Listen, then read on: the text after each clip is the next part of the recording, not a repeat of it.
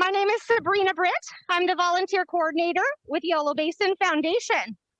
And I want to welcome you to our virtual wetland tour of the Yolo Bypass Wildlife Area, which I am standing in right now. Yolo Basin Foundation is the educational nonprofit that focuses on the education on these wetlands out here, the Yolo Bypass Wildlife Area. We provide a lot of different services to our community. And in fact, I'd like to share with you a little bit about what's coming up before we dive into where we are and what we're going to focus on today. So after today, we hope you have a wonderful time out here and that you'll want to join us for our other opportunities. In fact, next week, we have on April 13th, Tuesday evening at 7 o'clock p.m., our second talk for our Vernal Pool speaker series. We'll have CJ Addington, who is a high school biology teacher for many years and a volunteer at Jepson Prairie and a volunteer with us, who will be speaking about the Vernal Pool fairy shrimp and the Vernal Pool tadpole shrimp that live in the vernal pools throughout California. This weekend is the last weekend to participate in our family scavenger hunt out here in the bypass. It's really great for all ages. I've had preschoolers practicing their writing on our scavenger hunt forms out here to solve clues about the area, all the way up to folks that are retired that are getting out here to be big kids and have fun. And you go to our website at yolobasin.org/scavenger hunt, and you can find out all the details there with a map for all the scavenger hunt stations, as well as you can see, my mask keeps slipping down on me. I apologize for that. As well as the clues that you solve when you're out here on the scavenger hunt. Those clues get you to take a look at what is out here at those different stations that you visit. So for example, a clue might, a riddle that you solve might lead you to the clue of beavers and gets you to look for beaver scat or a beaver lodge in the scavenger hunt station area that you're in. So we hope that you'll take part in that this weekend. We also have this summer, our summer camps and our wonderful BAT programs that will be in person, as well as virtual components or virtual options, especially for summer camp, so we can meet our community needs during this time. We also have Vernal Pool virtual tours. So I mentioned the speaker series, and our next virtual tour of the Vernal Pools is April 21st. That's a Wednesday evening. So today, you are all here for a virtual wetland tour of the Yolo Bypass Wildlife Area. Got lots of people coming through and saying hello and waving to us as we continue out here. Where I'm standing right now is accessible to you. The Yolo Bypass Wildlife Area you can access from Childs Road. When you drive over the Yolo Causeway, you are driving over those wetlands. There are permanent and seasonal wetlands out here. And I am actually just off of parking lot A. So when you go under the freeway off of Childs Road, then you drive up onto the levee. There's a big sign that says Yolo Bypass Wildlife Area. You drive up onto the levee and down then into the bypass. And we are just south of parking lot A, actually quite near the freeway. You might be able to hear it a little bit through my microphone. I'm not sure if you can. If you hear any swooshing in the back, it's that. It's not water, it's not wind. It's a nice, sunny, beautiful day out here without wind. You might hear a couple of cars going by too. We're just off the side of the road here, and behind me is some of our temporary wetland area. Again, just off of parking lot A that you saw on that map there. The Yolo Bypass Wildlife Area is open all year long, from sunrise to sunset, every day except for Christmas Day. That's the one day it's closed. So this is very accessible to you. You can come out here and explore on your own, and I encourage you to do that. If you have questions throughout our time today, you can feel free to go to the chat feature in your Zoom account. It might be hovering at the top, or if you hover over at the bottom, depending on what you're using. If you're using an iPad, sometimes it's typically near the top. If it's a computer, it's usually towards the bottom, but we all have different features as well in our accounts. So look for the chat on one of those toolbars, and you'll want to choose to send your question to the moderator. So you'll see that we have various hosts and co-hosts because of the staff that are out here doing this for you all. And so choose moderator. Our moderator is at home. That is Liz behind the scenes, and she'll be happy to take questions throughout the program. So just type your questions in there. If our tour guide pauses, there's a good moment for her to ask your question. She'll jump in and do that for you. So you get an answer. We'll also take more questions at the end. If you have any other questions for us, if you're having technical issues, you can also type that into chat. I can see that out here through the chat feature as well and can assist you with that, as well as our videographer, Lucia. So we've got a few things going on out here. We've got a moderator at home to take your questions. I'm the staff lead out here to help with any troubleshooting that might happen. So we're all here for you. We've got Lucia, who is our videographer today behind the scenes. And we have Nancy, who is our scope operator. And so she'll be showing you live feeds of the wildlife that are out here. And we have our tour guide, Ken Ely, who will be interpreting what you see on the scope. So without further ado, I'd like to introduce Ken Ely. Ken Ely is a longtime volunteer with Yolo Basin Foundation. He is an avid photographer. He has a wealth of knowledge about birding. He's an avid birder. He's going to share that with you today. And he is a previous president of the Yolo Audubon Society. And he's still heavily involved with Yolo Audubon Society and with us. We're very grateful for him and all of these volunteers that are helping us to pull off these programs for you from the comfort of your homes.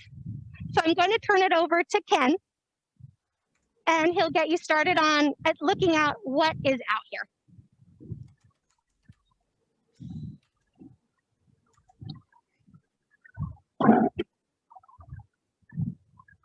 So we're going to go ahead and switch the camera over to Ken. Thanks for your patience, everyone.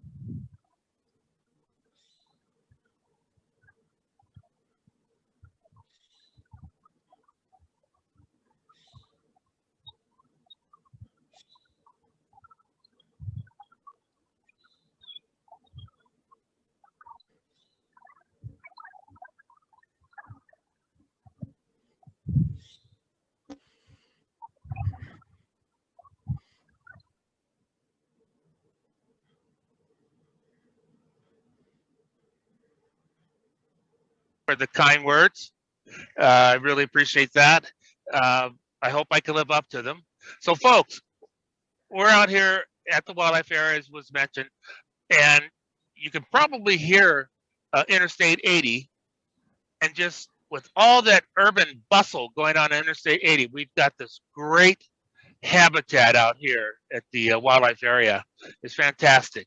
Now, we don't have the crowds of birds that we had during the winter. But what we have here is we have the birds that are still fueling up for migration, and we have the birds that will raise their young out here. Right now, there are lots of Redwing Blackbirds, and the males are staking out territory, and they're talking up. The water levels have dropped down, and there are shorebirds that are moving through. Will hopefully the dowagers and the dowagers are gone. Well. You should have been here an hour ago. But we're going to try to give you a flavor of stuff. And if we don't see the birds, I'll make up some birds. And you can look them up later and be prepared to come out here next fall to see those birds. But even if you come out here and you don't have binoculars, just take your time and you can take a look at the birds. The car is a great blind. And if you had the time to sit somewhere, you'll probably see some birds up close. So we'll get the show started so you can get tired of looking at me and start looking at some birds here. All right. So I hope you enjoy it. And, you know, as was mentioned earlier, if you have questions, I'm willing to take questions as we go while they're fresh in your mind. And it's a nice break in the routine to answer your questions and test my knowledge. And I'll give you the best answer I can. And sometimes that answer might be, I really don't know. All righty. It's okay to say that. All right, so I'm going to move around and so that the camera can get out there with the scope and find some birds for you. All righty? Okay. I'm moving through. I've got about 4 feet of snow here to get through, to get back up so I can look back. If I hear a crunch, that's probably my reading glasses that fell out of my pocket. All righty, roll.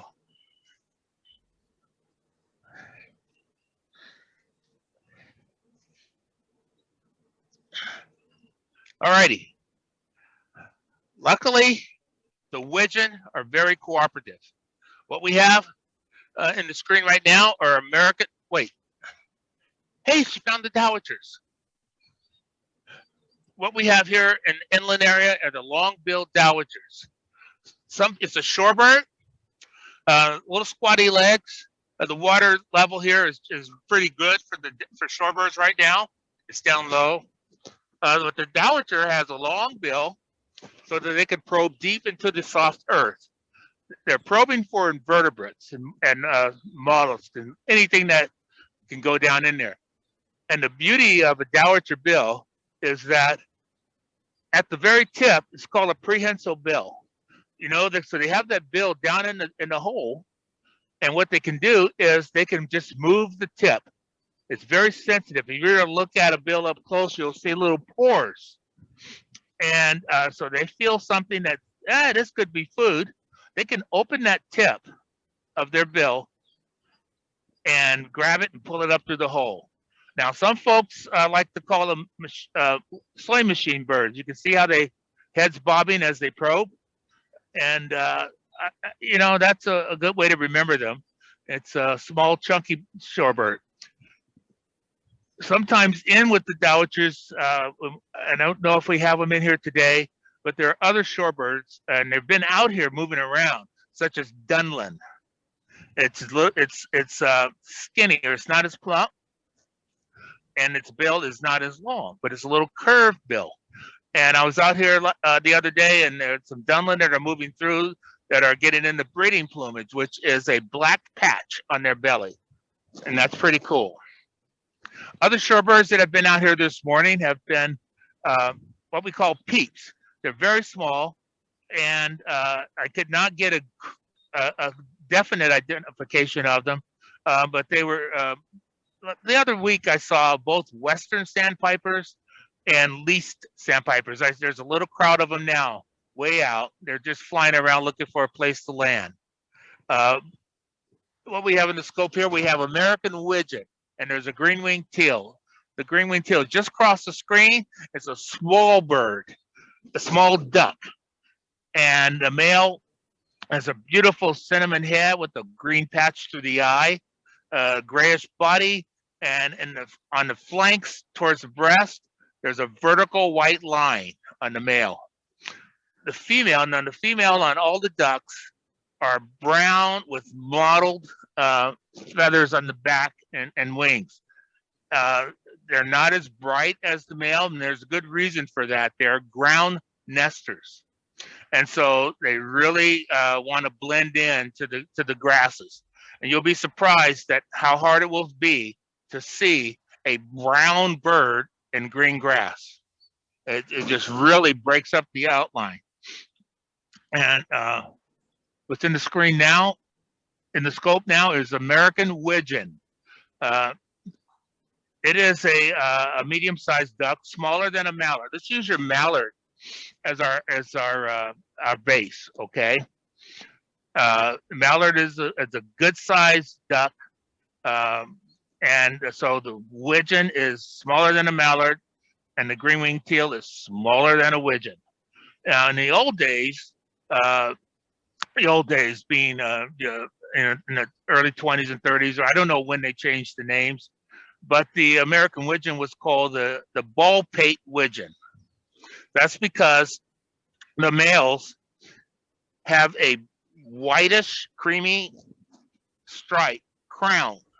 The crown goes from the forehead back to the just before the back of the head, or sometimes all the way down the head to the nape. And it was white, so they call them a ball pate. But now it's just called the American widgeon.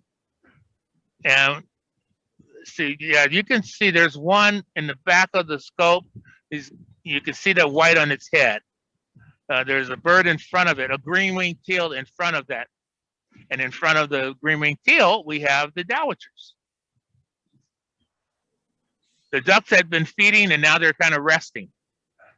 We were out here earlier, and okay, the dowitchers, I'm looking out there,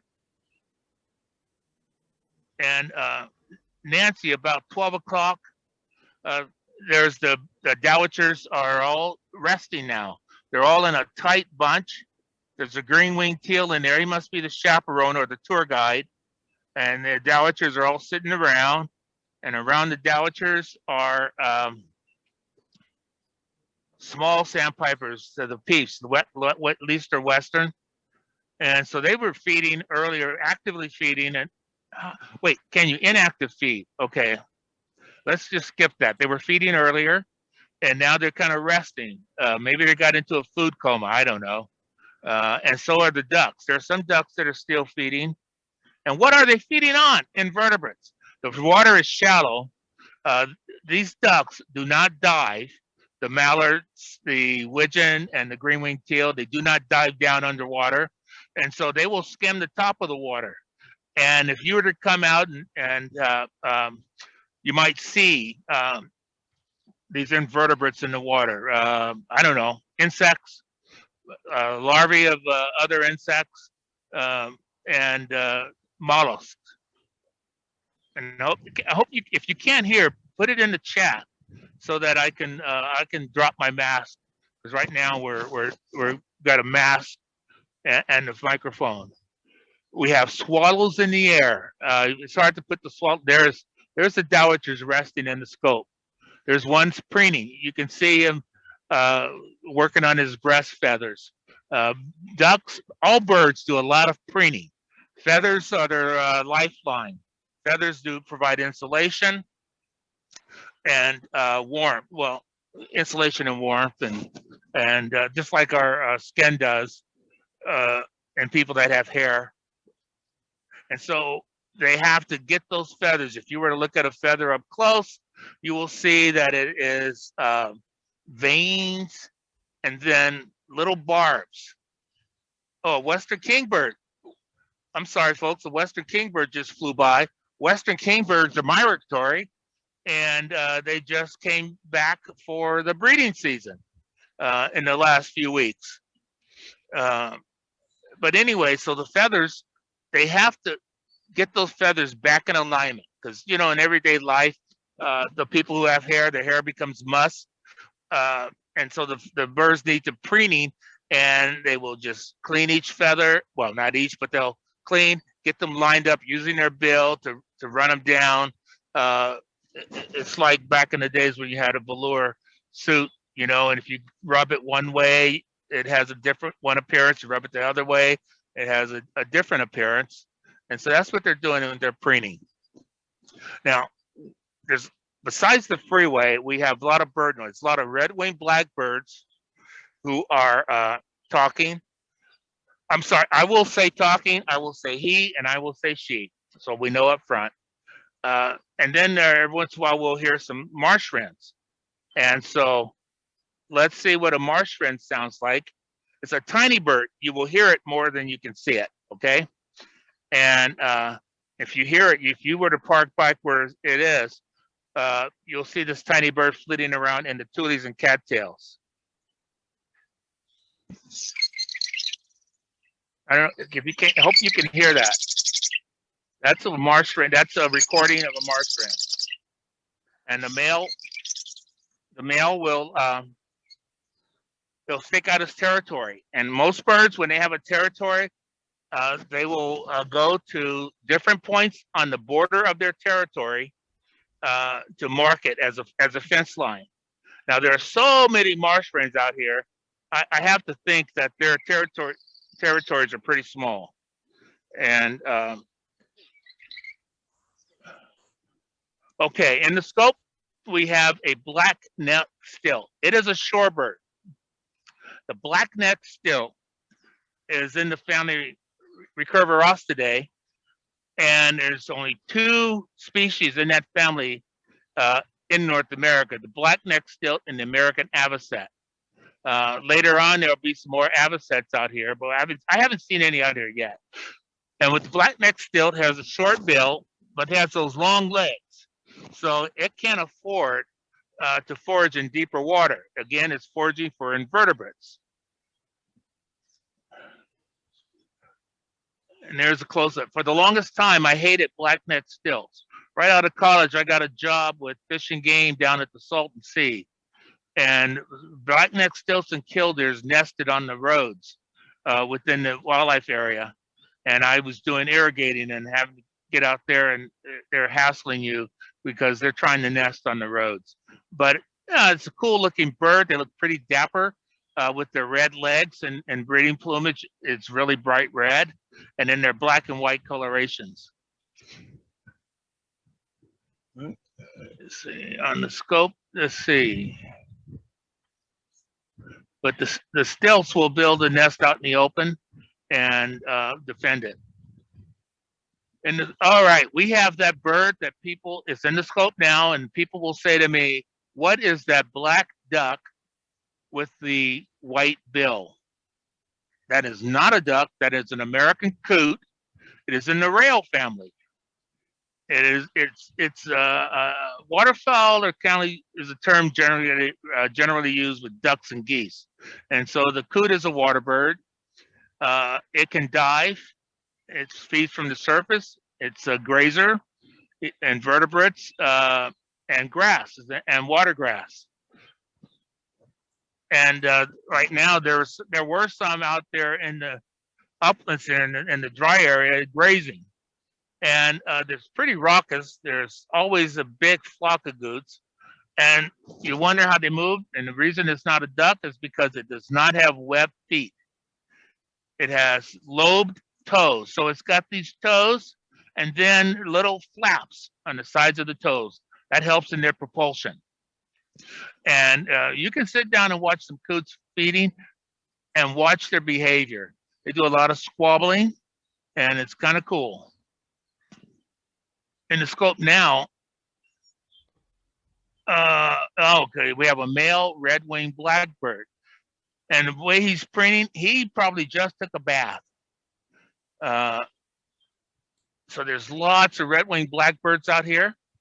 Now, the female of the Redwing Blackbird is brownish with a lot of streaking. That is because that helps in their camouflage while they're nesting in the cattails and tules.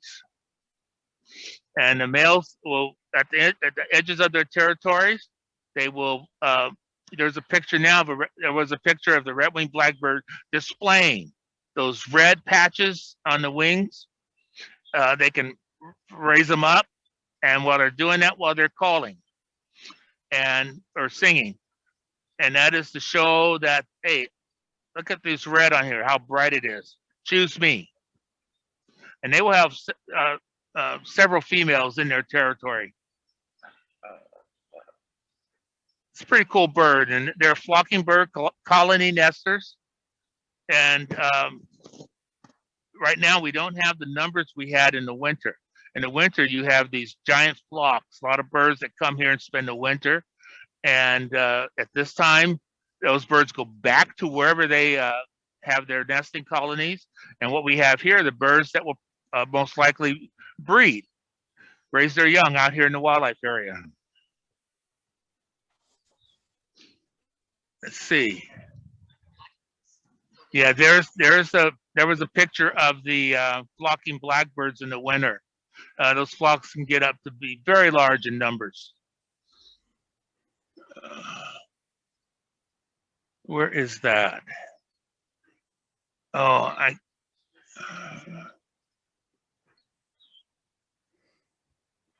okay, green-winged teal.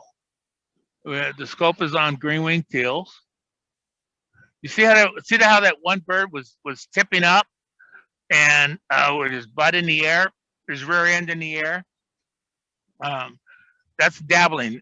These birds are called dabblers because they do not dive. So they tip up to reach the vegetation under the water. They plant swamp timothy, where its seeds are delectable to the waterfowl, and they tip like that to get those seeds that are underwater. In the scope now, I see a northern shoveler. That male has a green hat, the white front and chest and breast, and then that rusty or cinnamon flanks. And the northern shoveler is an interesting duck. It's a dabbler, of course, too, smaller than a mallard. Its bill is broad and spatulate at the front. And if you look on the side, I think most of the duck temple have these, I don't know, kind of like what do whales have? Baleen. They have these screens on the side. They'll get a mouthful of mud or water, and then force the water out, and it will any invertebrates that were in there in that water, whatever they took, will be kept in for food. And it's very interesting. And this picture of this mallard, I mean, of the shoveler right now, you can see them skimming along the tops of the surface. That means that there's probably a lot of invertebrates, and they just kind of skim along like a snowplow, take in mouthfuls, squeeze out the water, swallow, and repeat. Kind of interesting, but I love their yellow eyes. They're, I think, related. There's a male and a female. See that white chest, the rusty sides, and that green head and black bill. And there's the female. So yeah, they're there. That's what they're doing. They're feeding out there. That one in the center is probably doing just like that still picture was showing us. Lots of there are lots of shovelers out here during the winter. I've never seen a shoveler baby. I wonder what the bills look like. There are greater yellowlegs out here, which is a shorebird, but they're further out. Can we have a question about northern shovelers? Alrighty. Why do they have yellow eyes? I do not know. Yeah, because the cinnamon teal has red eyes. Mallards have normal looking, I don't know what normal is, but dark eyes. But the yellow eyes on that, I don't know. That's a good question. Yeah. It is a good. Yeah, maybe, I'm old, so I might forget before I even get to the gate, but I want to look that up. Oh, there's a greater yellowlegs in the scope. Look how he walks. It's a shorebird, of course, has long legs. The bill is, it's long, but it's not as long as a dowager. And they go around and they pick off invertebrates on the surface. I have seen them stick their heads in the water too. There are lots of them out here, and they're not really flocking birds. It's like everybody going to the favorite eating spot. So you'll see lots of them in an area, but they might not know each other. Not like a flock of ducks. But I like yellow legs. The bright yellow legs, orangey yellow legs in the breeding season, or all the time. They will change their feathers and become more darker a little bit more pattern on them. And they're fueling up. I'm not quite sure if they nest in the area, but you tend to see them, year round, I think. But they'll head north. They're just stoking up. Everybody's stoking up for the long travel. You see this more in the background there. They cover some ground when they're feeding. I like them. I like old birds. I can see them over and over and over again. What else we got? We have cliff swallows in the air, foraging on flying insects, of course. There's that stilt. You look at the stilt when he walks. He kind of walks tall, and he with his longer legs. He seems like he's moving slower than those yellow legs. They have long legs, but they're not as long as the stilt. Okay, there's a coot in the scope. Okay, he's dabbled up. Coots remind me, look at his head, like a chicken. Feet move, head moves. When you see the duck is sitting there all proud and cool, just cruising along. And the coot is, got to get here, moving his head. I think it's comical. In a kind way. I'm not being disparaging the coots. but coots do like their head movements. See that duck going in the front? Oh, gotta fix the feather.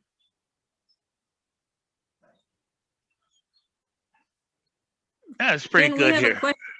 Okay, We have a question. question about yellow legs. How do you Uh-huh. tell the difference between greater and lesser yellow legs? Oh, that's great. You know, right now, 10 feet away, a Redwing Blackbird just landed in front of us. Okay. Oh, we do get lesser yellow legs out here at the wildlife area. And sometimes you're lucky enough to see them side by side. The greater yellow legs is taller.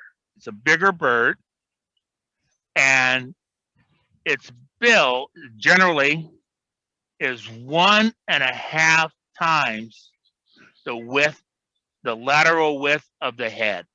So from the base of the beak to the back of the head is the measure, and the bill is approximately 1.5 times larger than that. On a lesser yellow leg, and size is relative. You have to see them together to really judge size. But on the lesser yellowhead, the bill, they look alike. The bill is about 1-to-1 with the head. It's about the same size as the head. There's some talk about color in a bill. I generally go on the bill size compared to the head. When you see a singleton, that's what I do. And I hope that's helpful to you. And so when there's out here and there's lots of yellow legs, I just kind of sit and I glass them all. It's just, to me, it's a joy to pick one out. And I'm still learning shorebird, so you gotta spend some time glassing them. But when I've been out here and there's been 75 or so yellow legs, and I'm glassing most of them, looking to find a lesser. But that is it. The bill size is how I do it. And I was told that by a good birder on the coast. Great question. Yep. Another question here, Ken. It seems like all of the species that coexist well. Are there any species that quarrel with each other? Okay. Well, okay, here's a prime example. Redwing Blackbirds and Cowbirds. Cowbirds are in the same family as Blackbirds, but Cowbirds are nest parasites, and they love Redwing Blackbirds. They're doing a number on warblers, and what they do is they'll find the nest, and they will lay their eggs in the nest with the Blackbird. And the Cowbird egg has a shorter incubation period, and so by the time that the Blackbird eggs hatch, the Cowbird hatchling is larger, and they will dominate the food. Sometimes, they might even, oh, look down there, and oh, you fell, push them out of the nest. And so I have seen male Redwing Blackbirds chasing Cowbirds out of their territory.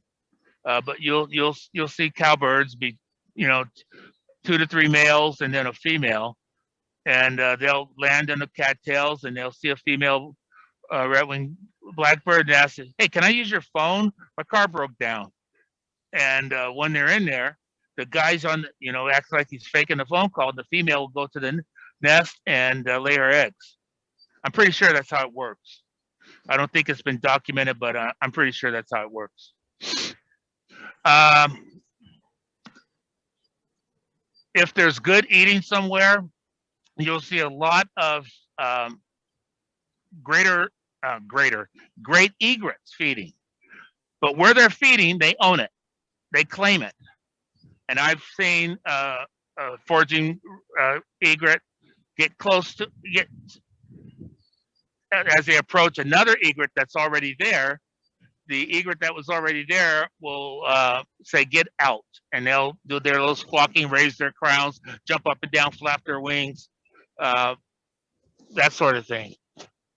The ducks, you don't see much squabbling until you have a male come up to another male. But the interspecies thing, the best example I can give you is the Redwing Blackbird and the Cowbird. Good question. Thank you. Okay, some dowitchers are still hungry. They came closer. Yep, dowitchers. Or maybe they came from somewhere else.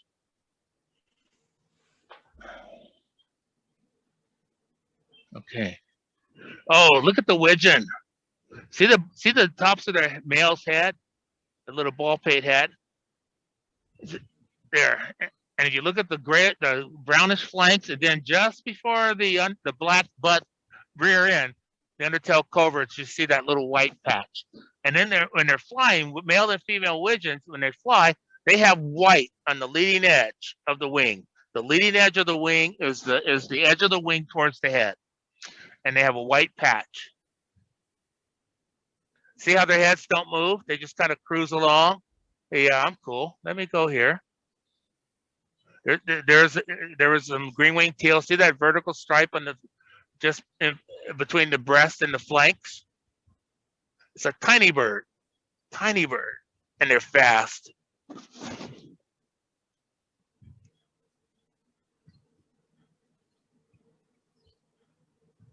That's the female widgeon.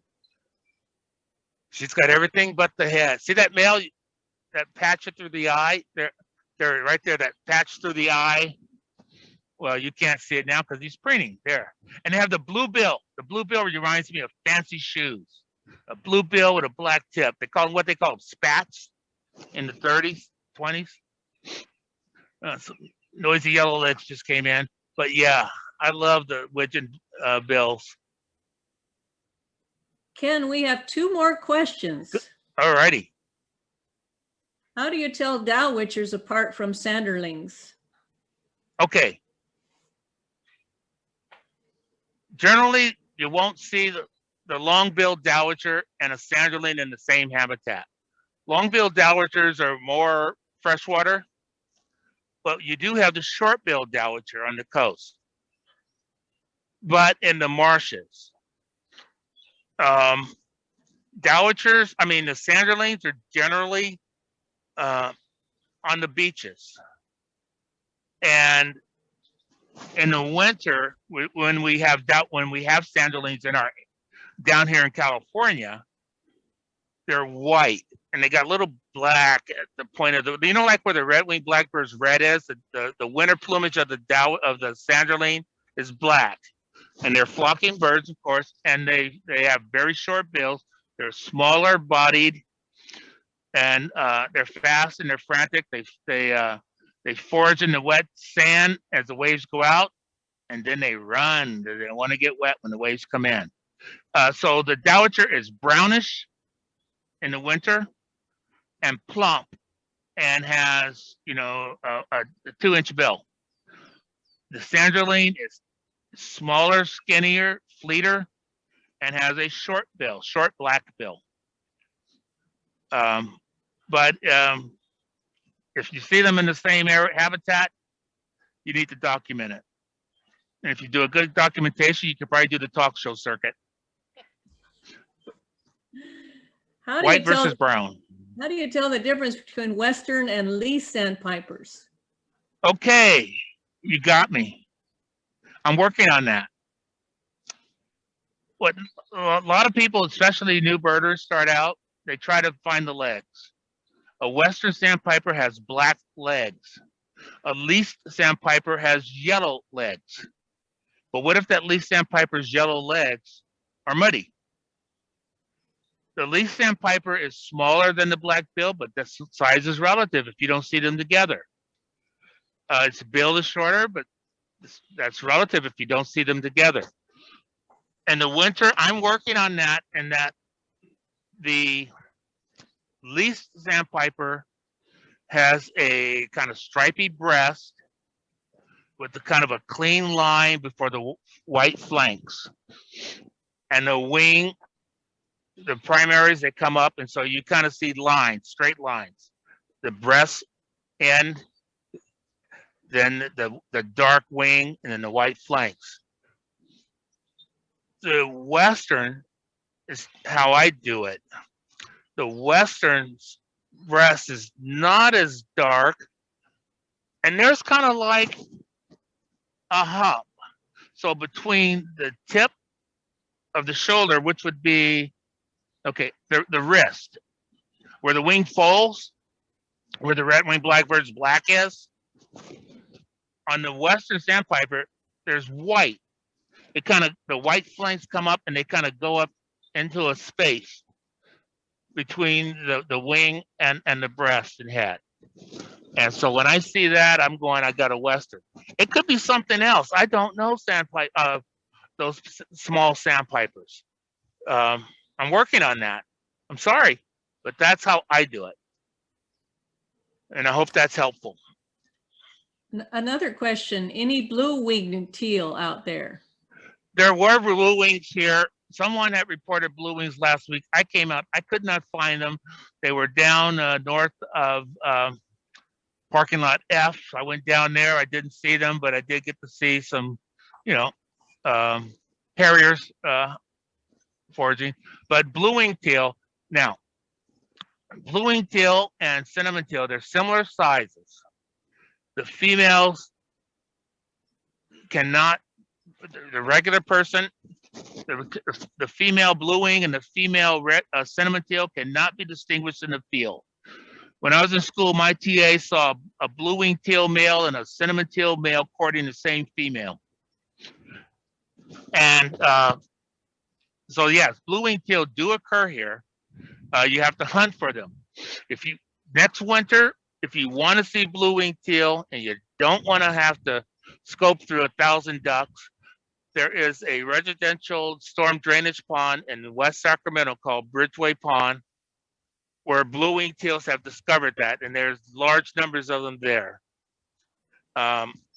So, but today we have not seen any. Haven't even seen a cinnamon teal.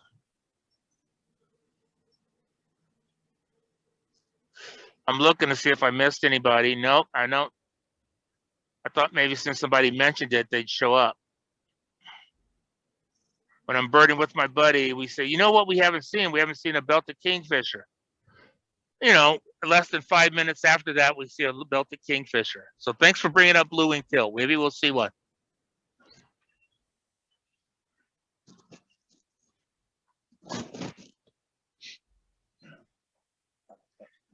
If I drop my readers and they're in the grass somewhere, and the tick said, come on over here, I have your glasses. Here, I'll give them to you. No, I got plenty at home. Yeah, Ken, we had a request to show the map again, so I'm going to show the map. Alrighty, while you do that, I'm gonna bring up the Redwing Blackbird call. She's bringing up a map, yeah.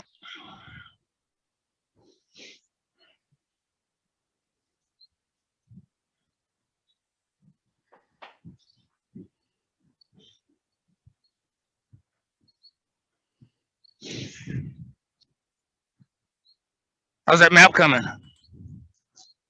I've showed it and I've unshowed it. Okay. Here's what we're hearing today. Where's my microphone?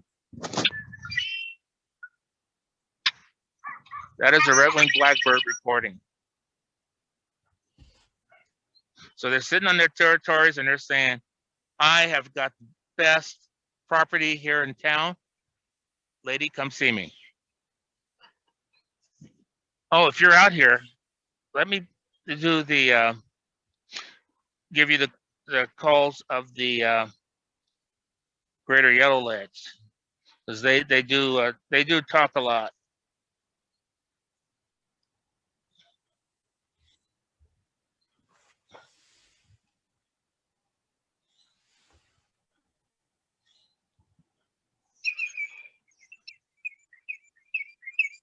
Okay, that's a song. We're not hearing that.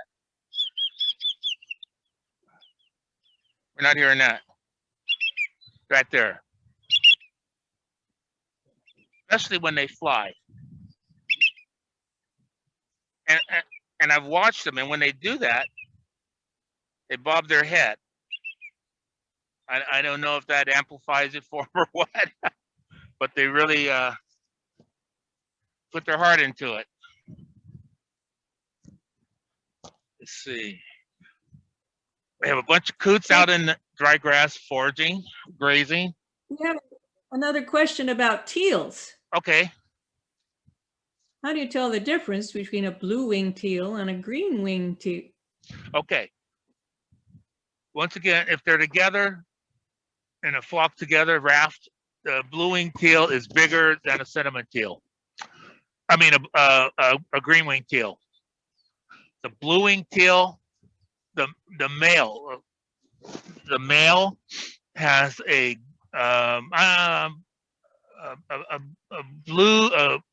blue-gray, black-gray, whatever you want to call it, dark head, but it has a crescent with the tips of the crescent facing back towards the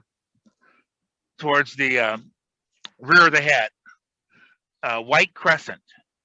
Yeah, and it's very prominent. There's a green-winged teal right there. See that vertical stripe on the side? The blue-winged teal does not have that.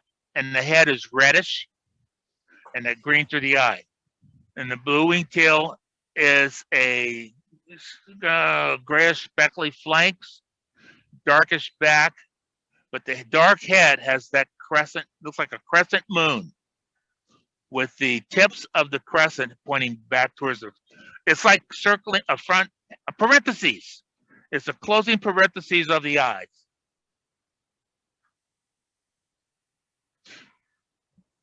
But when they're flying, oh, and the blue-winged teal has a teal colored leading edge on the wing. Green-winged teals do not have that. I hope that helps. Ken, we have a question about what parking lot you're in right now. Oh, you know, thank you for that question, because I was going to do that. We are on the new tour road. It's new to me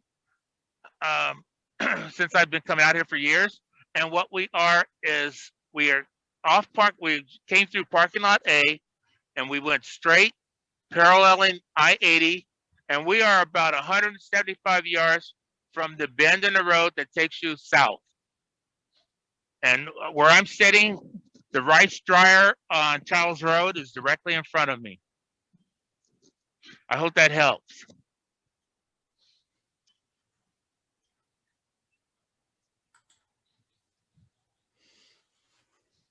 Let's see. Sun's coming up.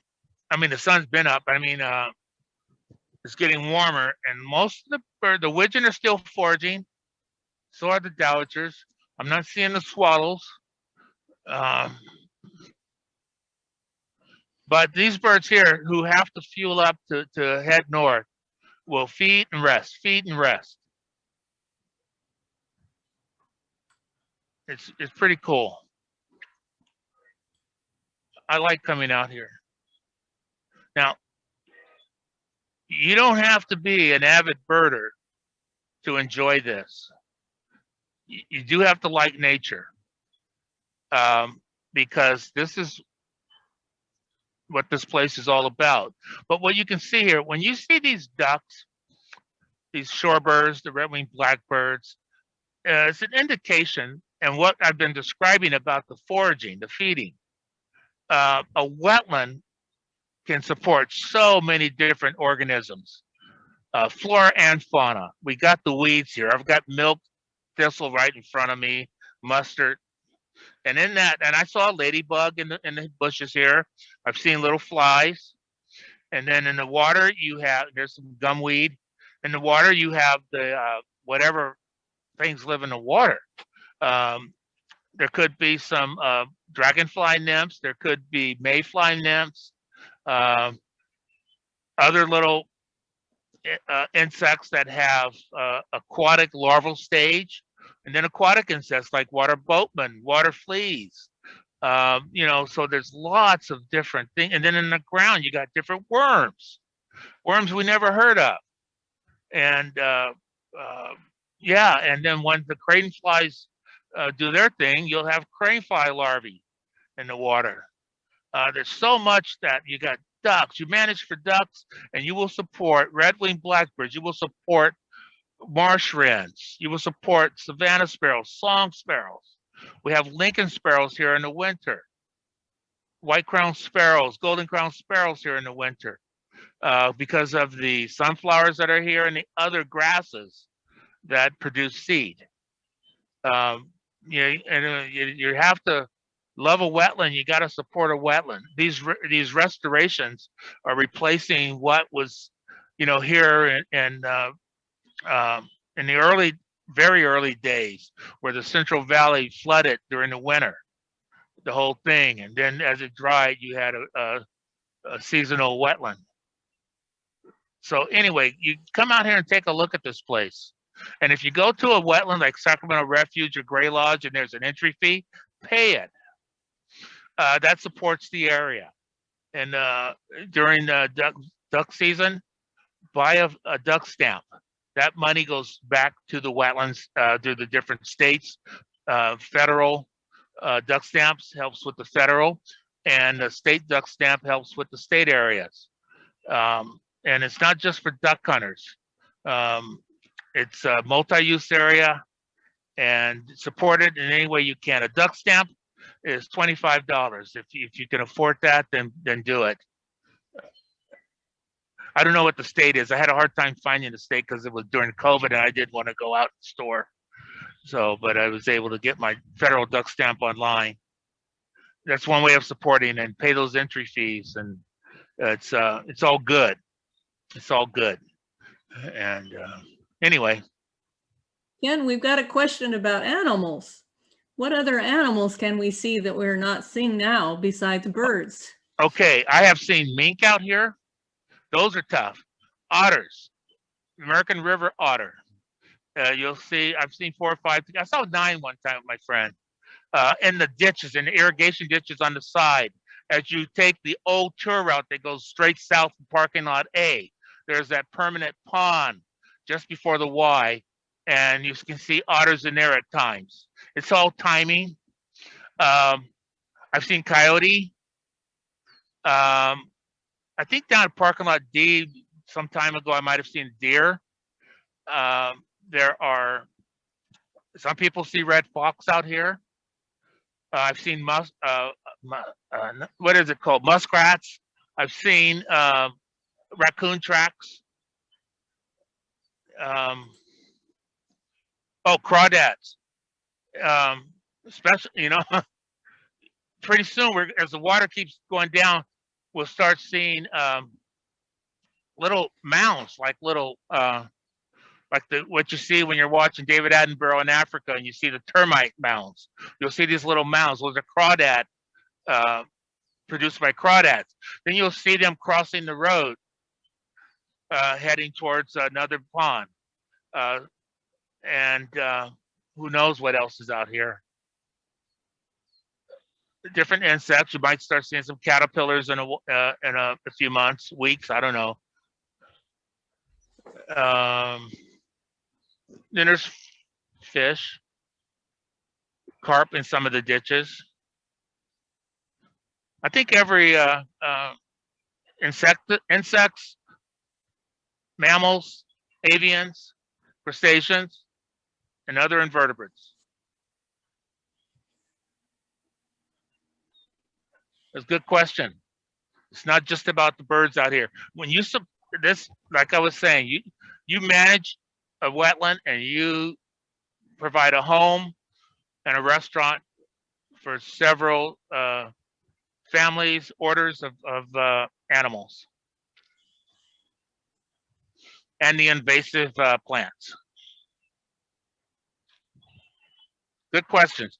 Well, we're getting pretty close to wrap up here, and our master of ceremony, Sabrina, will probably take over. Mute my microphone because I'll keep talking and talking and talking. Thank you, Ken. You've done a wonderful job out here providing us with a wealth of knowledge on the birds that we're seeing out here at the Yolo Bypass Wildlife Area. At this time, I'd like to thank all of you for joining us for this virtual wetland tour of the wildlife area. I'd like to also thank our volunteers who we cannot pull off these programs without. So a big thank you to Ken Ely, our tour guide. Thank you. A big thank you to Lucia, our videographer. Thank you to Nancy, who is behind our scope. And thank you to Liz, who is moderating questions and showing you photos to complement what we're seeing out here from home. Ken mentioned a couple of ways to stay involved and to dive into wetland conservation.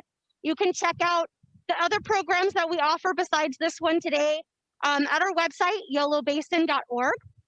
You can also support our wetland work by volunteering, like our volunteers that are out here with me doing.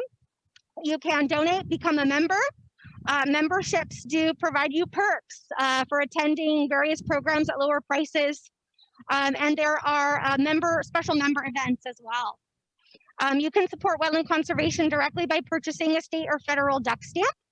Like Ken mentioned, that's not just for hunters. Hunters are required to do that in order to give back to support wetlands, which they are getting their food from.